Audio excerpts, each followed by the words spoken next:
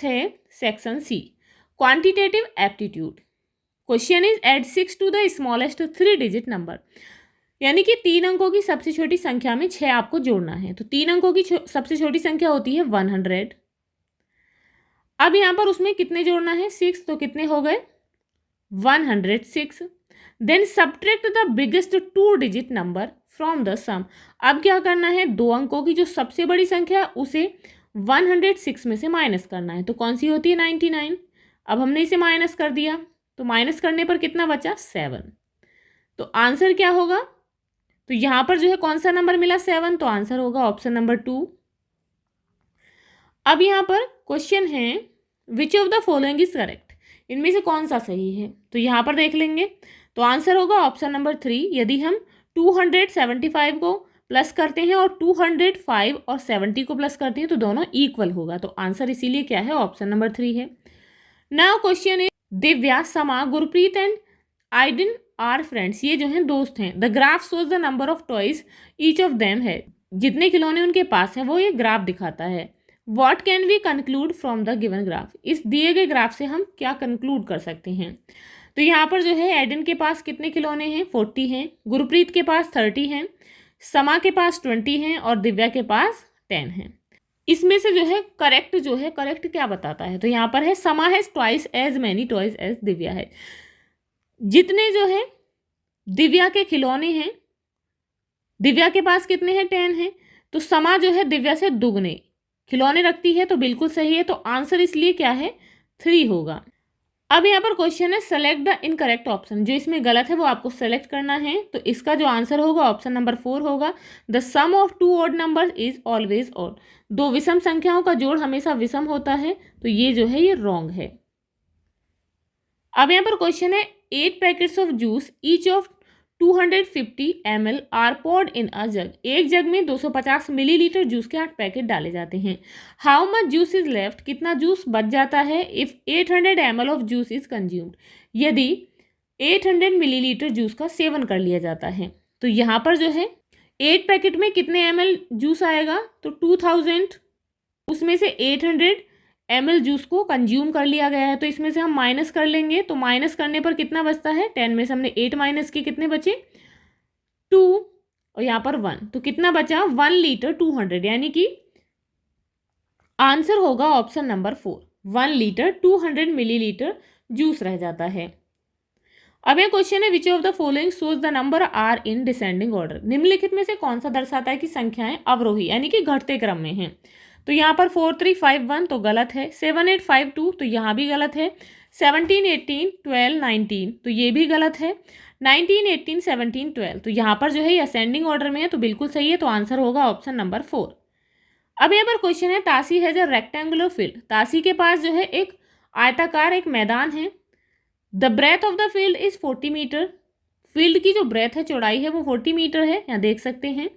And the length is 3 time of its breath, और जो इसकी लेंथ है इसकी ब्रेथ की 3 गुना है। तो 3 गुना क्या होगी, 4 3 आर 12, इट मीन्स 100। 40 को हम 3 से मल्टीप्लाई कर देंगे, कितना हो गया 30, 3 4 जार 12, तो 120। तो इसकी जो लेंथ है वो कितनी है 120 मीटर है। अब हम how much wire will be use to fence the field, तो इस फील्ड की जो बाड़ लगाने के लिए कितनी तार की ज़रूरत होगी।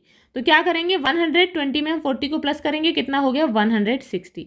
अब 160 को हम 2 से मल्टीप्लाई कर देंगे, 2 0 0, 2 6 जार 12, कैरी 1, 2 1 जार 2 एंड 1 3, तो आंसर कितना होगा 320 मीटर्स। तो आंसर होगा ऑप्शन नंबर 4, 320 मीटर तार की इसमें ज़रूरत होगी।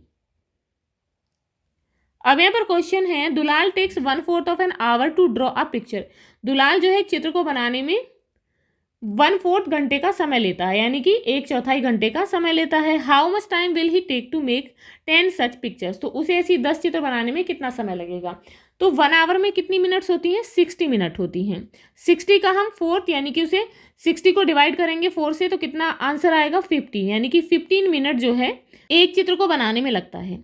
तो अब उसे ऐसी बनानी है 10, तो 15 को हम मल्टीप्लाई करेंगे 10 से, तो कितना हुआ 150। तो आंसर होगा ऑप्शन नंबर 2, 150 मिनट्स उसे 10 पिक्चर्स बनाने में लगेंगे।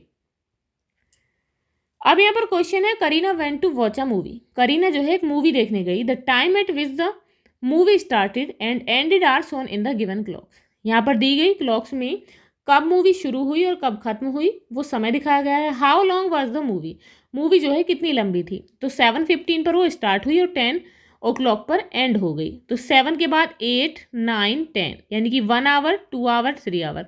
अब यहाँ पर 15 मिनट है तो 3 आवर में से हम 15 मिनट को माइनस कर देंगे, यानी कि 1 आवर में होते हैं 60 मिनट, 2 आवर में कितने हो गए 120 मिनट, और 3 आवर में कितने हो गए 180 मिनट्स। अब 18 में से हम 15 को माइनस कर देंगे, 10 में से हमने 5 माइनस किए, कितने बचे 5, 7 में से हमने 1 माइनस किए, कितने बचे 6, और यहाँ पर कितने बचे 1, यानी कि 165। अब 165 इट मीन्स 2 आवर्स 45 मिनट्स। तो आंसर होगा ऑप्शन नंबर 2। अब यहाँ पर नेक्स्ट क्वेश्चन है, each square in the given grid is 1 centimetre long. दिए गए ग्रिड में प्रत्येक वर्ग 1 सेंटीमीटर लंबा एंड 1 सेंटीमीटर वाइड और 1 सेंटीमीटर चौड़ा है। Find the difference between the area of the grid. आपको ग्रिड के area and the area of the triangle और ट्राइंगल के एरिया के बीच में डिफरेंस बताना है। तो यहाँ पर देखेंगे, यहाँ पर पहले देखेंगे ग्रिड का एरिया। तो 1, 2, 3, 4, 5, 6, 6 जो है इस तरीके से, 6 इस तरीके से है। तो 6 6 जार कितने हो गए 36, यानी कि जो ग्रिड का एरिया है वो है 36 स्क्वायर सेंटीमीटर। अब यहाँ पर देखेंगे ट्राइंगल का कितना है। तो ट्राइंगल में काउंट कर लेंगे 1, 2, 3, 4, 5, 6, 7, 8, 9, 10, 11, 12, 13, 14, 15, 16, 17, 18। तो जो ट्राइंगल है इसका है 18। तो 36 से हम 18 को माइनस करेंगे तो कितने बचेंगे, 16 में से हमने 8 को माइनस किया तो 8 बच गए, 2 में से 1 को माइनस किया 1। तो डिफरेंस कितना है, तो डिफरेंस है 18 सेंटीमीटर स्क्वायर। तो आंसर होगा ऑप्शन नंबर 3। अब यहाँ पर है सेक्शन डी। दिए गए गद्यांश को ध्यानपूर्वक पढ़िए व प्रश्नों के उत्तर दीजिए। हंसते दौड़ते उछलते कूदते बच्चों को देखकर समझ आता है कि खेलों का हमारे जीवन में क्या महत्व है। हॉकी, फुटबॉल, टेनिस, क्रिकेट, तैरना, दौड़ना, वृक्षों पर चढ़ना, छुपन छुपाई, आंख मिचौनी आदि अनेक प्रकार के खेल हैं। खेलों से व्यायाम और मनोरंजन दोनों होते हैं, यानी एक पंथ दो काज, यानी कि एक साथ दो काम होते हैं। खेलने से शरीर में फुर्ती आती है, मन प्रसन्न रहता है और मस्तिष्क का विकास होता है। जिस बात को हम किताबों में सिर्फ पढ़ते हैं उसी बात को हम खेल खेल में करके सीख जाते हैं। खेल खेलते समय मनुष्य एक बच्चे की भांति संसार के सभी झंझटों से थोड़ी देर के लिए मुक्त होकर अपने आप को तरोताजा महसूस करता है। इंसान एक दूसरे के साथ मिलकर काम करना सीखता है, जिससे आपसी सौहार्द बढ़ता है। खेल हमें नियमों का पालन करना भी सिखाते हैं। इसीलिए विश्व भर के देशों की सरकारें विद्यालय स्तर पर ही विद्यार्थियों को खेलने का प्रशिक्षण देती हैं। भारत सरकार का खेलो इंडिया कार्यक्रम विद्यार्थियों को अलग अलग खेलों में प्रोत्साहन देता है और उन्हें राष्ट्रीय व अंतर्राष्ट्रीय स्तर की प्रतियोगिताओं के लिए तैयार करता है। भारतीय खिलाड़ी जैसे कि सचिन तेंदुलकर, सानिया मिर्जा, पीवी सिंधु, MS धोनी ने दुनिया भर में भारत का परचम लहराया है और लाखों भारतीयों के लिए प्रेरणा स्रोत है। अब यह क्वेश्चन है, निम्न में से कौन एक भारतीय खिलाड़ी है। तो आंसर होगा option number 3, MC Mary Kom. अब यहाँ पर नेक्स्ट है, एक पंथ दो काज का अर्थ है। तो एक पंथ दो काज का अर्थ होता है एक काम से दो उद्देश्य सिद्ध करना। तो आंसर होगा ऑप्शन नंबर 3। नेक्स्ट है, परचम लहराने का क्या अर्थ है। तो परचम लहराने का अर्थ होता है झंडा लहराना। तो आंसर होगा ऑप्शन नंबर 3। नेक्स्ट है, गद्यांश में आए निम्न शब्दों में से क्रिया शब्द छांटिए। तो यहाँ पर मनुष्य है, प्रतियोगिताओं, फुर्ती, पालन। तो यहाँ पर पालन जो है एक क्रिया शब्द है, यानी कि पालना। नेक्स्ट है, गद्यांश में खेलों के कई लाभ बताए गए हैं। निम्न में से कौन सा कथन खेलों के लाभ नहीं बताता। तो आंसर होगा ऑप्शन नंबर 4, खेल खेलने से हम विदेश घूम सकते हैं। तो ये इसका कोई लाभ नहीं है। अब यहाँ पर है लैंग्वेज फर्स्ट। तो जिसकी लैंग्वेज उर्दू है उसने उर्दू के क्वेश्चन किए होंगे। अब यहाँ पर है section E, language English. Read the following passage carefully and answer the questions given below. Mohan was very shy. Mohan बहुत शर्मीला था। As soon as the school bell rang, जैसे ही स्कूल की घंटी बजी, ही कलेक्टेड हिज बुक्स, उसने अपनी किताबें इकट्ठा की, and rushed to his home, और घर की ओर भागा। Other students chatted and played on the way, दूसरे जो बच्चे थे उन्होंने बातचीत की रास्ते में और खेले। सम स्टॉप्ड टू ईट, कुछ खाने के लिए रुक गए। But Mohan always went straight home, लेकिन जो मोहन था वो हमेशा सीधा घर जाता था। ही वॉज अफ्रेड, उसे डर लगता था, that the boys might stop him, कि कहीं लड़के उसे रोक ना लें, एंड लाफ एट हिम, और उस पर हंसें। वन डे, एक दिन, the inspector of school mister Gills came to the school, एक दिन जो है स्कूल के इंस्पेक्टर मिस्टर गिल्स स्कूल आए। He gave Mohan and his class 5 words to write. उन्होंने मोहन और अपनी क्लास के बच्चों को 5 शब्द लिखने के लिए दिए। Mohan wrote 4 words correctly. Mohan ने 4 शब्द सही से लिखे, but he could not spell the 5th word. लेकिन वो 5वां वर्ड नहीं बोल सका। Kettle. His teacher saw his hesitation. उसके टीचर ने उसके संकोच को देखा and made a sign behind the inspector's back. और इंस्पेक्टर की बैक पर एक साइन बनाया that he should copy the 5th word, कि वो जो है 5वें शब्द को कॉपी कर ले फ्रॉम हिज नेबर स्लेट, जो उसका पड़ोसी बच्चा है उसकी स्लेट से। बट मोहन बीइंग ऑनेस्ट, लेकिन मोहन जैसा कि वो ईमानदार था, जस्ट कुड नॉट चीट, वो चीट यानी कि नकल नहीं कर सका। The next day the teacher scolded him and said, अध्यापक ने उसे डांटा और कहा, यू आर सच अ फूल, कि तुम इतने मूर्ख हो, यू कांट इवन चीट, कि तुम चीटिंग भी नहीं कर सकते। Mohan stood there with his head down. Mohan वहाँ पर अपना सिर नीचा किए हुए खड़ा हो गया। बट ही वॉज श्योर, लेकिन उसे पूरा विश्वास था that it was not a good advice to be followed, ये जो है फॉलो करने के लिए एक अच्छी सलाह नहीं थी, because it lead to dishonesty and untruth, क्योंकि ये जो है उसे डिसऑनेस्टी और अनट्रूथ की ओर यानी कि झूठ की ओर ले जाएगी। Inspiring incidents from M.K. Gandhi's life. अब यहाँ पर क्वेश्चन है, what would Mohan do after school. School के बाद मोहन क्या करता था, तो क्या करता था, he would rush straight to his home. तो आंसर होगा ऑप्शन नंबर 3, वो सीधा अपने घर की तरफ जाता था। Whose life is this paragraph based on, किसके जीवन पर ये जो पैराग्राफ है बेस्ड है, तो किस पर है, महात्मा गांधी। तो आंसर होगा ऑप्शन नंबर 2। नेक्स्ट है, which word in the passage means nervousness before doing anything. किसी भी काम को करने से पहले नर्वसनेस जो होती है उसका इस पैराग्राफ में, इस पैसेज में क्या मीनिंग है, तो क्या है, हेजिटेशन वर्ड यूज किया गया है। तो आंसर होगा option number 2। Next is the 2 values which Mohan सोड वर ट्रुथफुलनेस। 2 वैल्यूज जो कि मोहन ने दिखाई थी, कौन कौन सी थी, एक थी ट्रुथफुलनेस और दूसरी क्या थी, honest. What would be the opposite of fool. Fool का अपोजिट क्या होगा, तो फूल यानी कि मूर्ख का अपोजिट होगा क्लेवर यानी कि चालाक। अब यहाँ पर सेक्शन F है, text book questions EVS SST Hindi English. Question is, which taste is detected by the right and left side of the tongue. जीभ के दाएं बाएं तरफ से कौन सा स्वाद टेस्ट करते हैं, तो कौन सा, तो आंसर होगा ऑप्शन नंबर 2, सोर यानी कि खट्टा। Next is, before filling the pickle in glass jars. कांच की शीशियों में अचार भरने से पहले the glass jars are dried in the sun. जो ग्लास जार हैं उन्हें धूप में सुखाया जाता है। What could be the reason for this, इसका क्या कारण हो सकता है, तो इसका कारण ये हो सकता है, to prevent spoilage of pickle and keep it for a long time.